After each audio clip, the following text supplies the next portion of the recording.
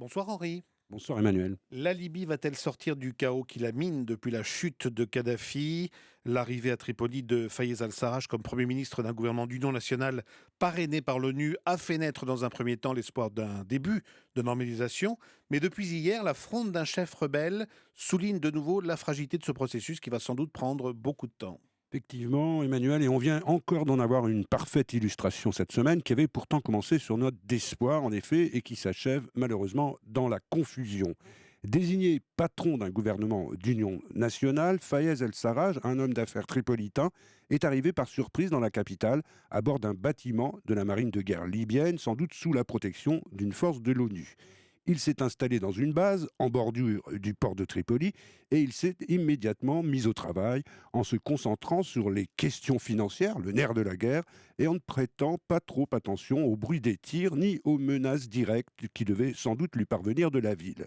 Mardi soir, ses efforts ont semblé être récompensés avec l'annonce du ralliement à son gouvernement d'union des autorités qui tiennent jusqu'à présent la capitale, ce qui lui a valu des encouragements venus de toutes les capitales occidentales qui ont cru enfin être sorties de l'impasse. Mais hier soir, patatras, le chef du gouvernement parallèle de Tripoli, il s'appelle Khalifa Gouel, a brutalement douché leurs espoirs en annonçant qu'il refusait de partir et qu'il demandait même à ses ministres de rester en poste.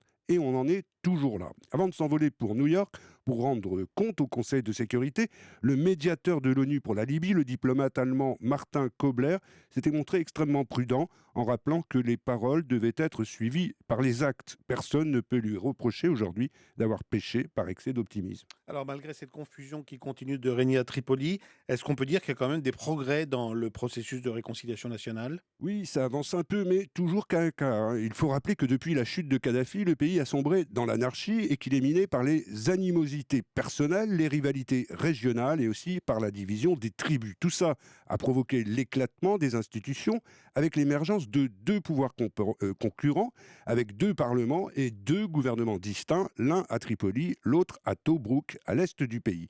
La mise en place d'un gouvernement d'union a justement pour vocation de mettre un terme à cette scission. Encore faut-il pour cela qu'il soit approuvé par les deux forces en concurrence.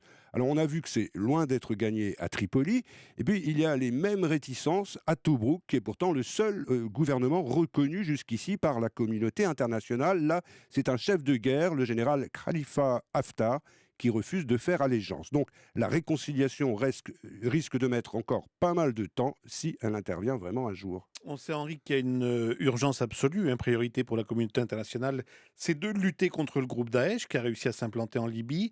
Est-ce que ça rend une intervention aujourd'hui un peu plus plausible qu'avant?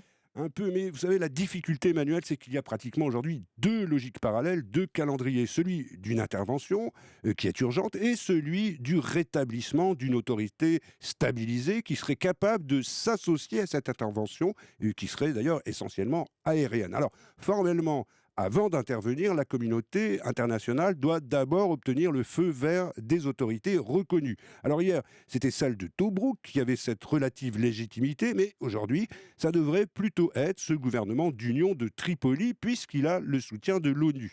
Or, pour s'imposer, ce gouvernement de M. Al-Sarraj doit aussi pouvoir s'appuyer sur l'opinion. Mais l'opinion libyenne semble encore très réticente à la perspective d'une nouvelle intervention occidentale, et d'une certaine façon, on peut la comprendre.